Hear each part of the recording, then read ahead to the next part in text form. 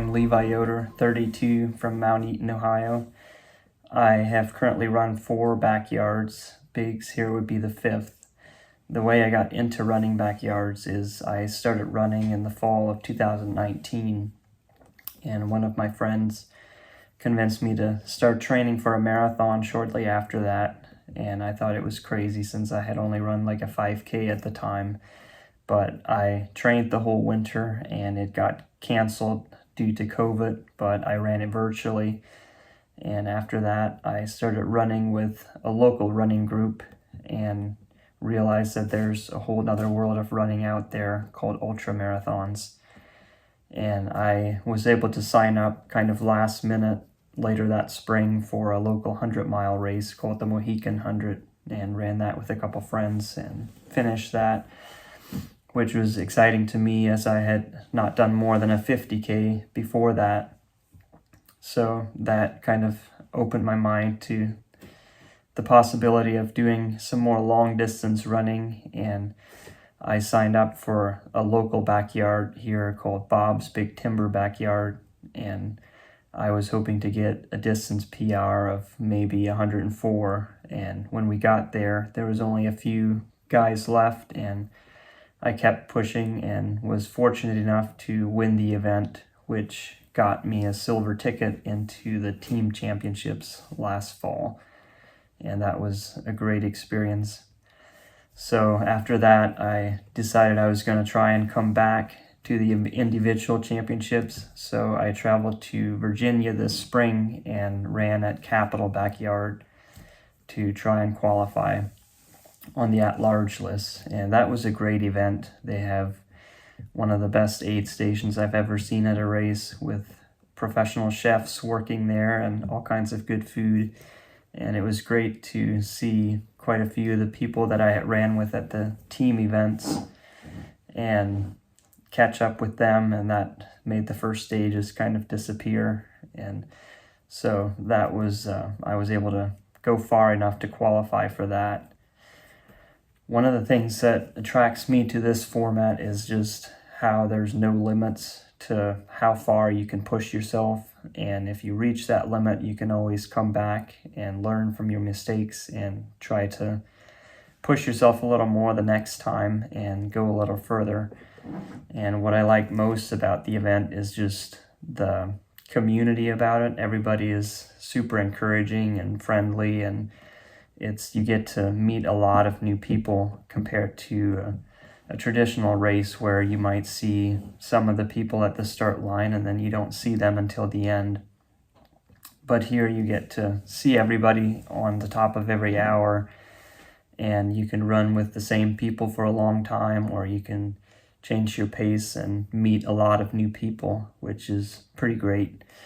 And one of the most difficult things I find about it is just the mental aspect of it.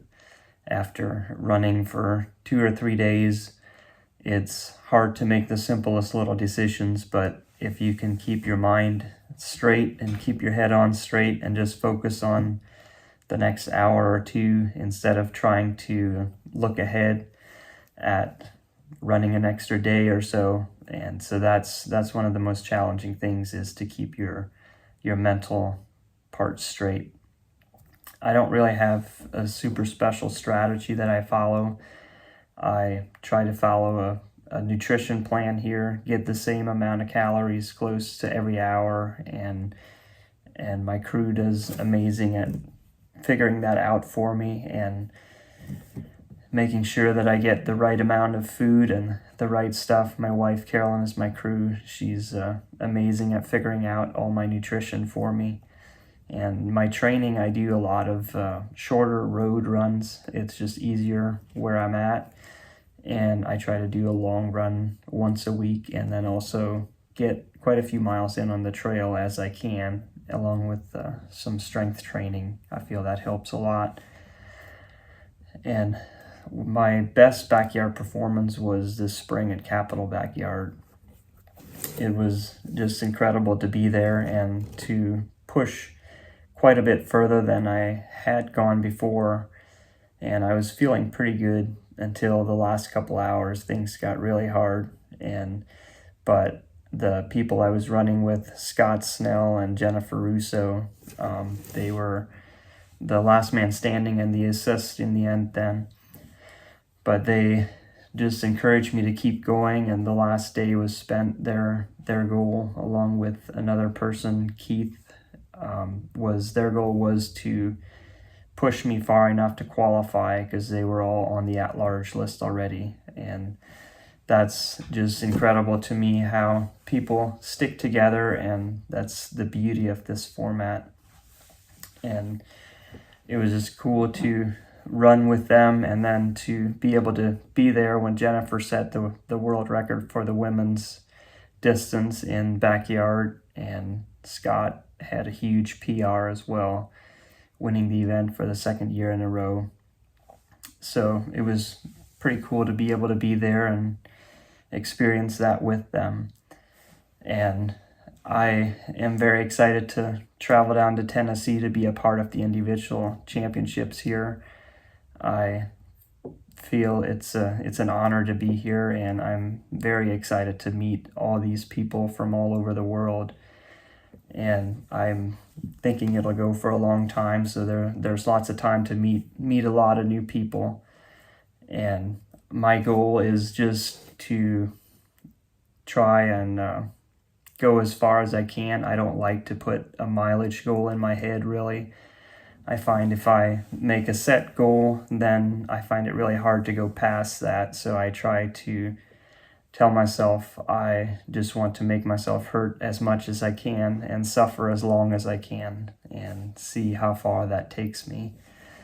It's hard to tell how far I think this event will go. Some days I think it'll definitely be a new world record will be set, and then the next I'm not sure. It's a tough course, lots of rocks and roots and hills, but there's also a lot of great elite athletes here that are going to push each other to the max. So it's just really hard to predict how long this event will go, and I'm hoping I'll be able to stick around for quite a long time to see how it'll end. And I would love to see a new world record being set, and for sure a course record there. So I am very excited to be here, and I can't wait to see what happens.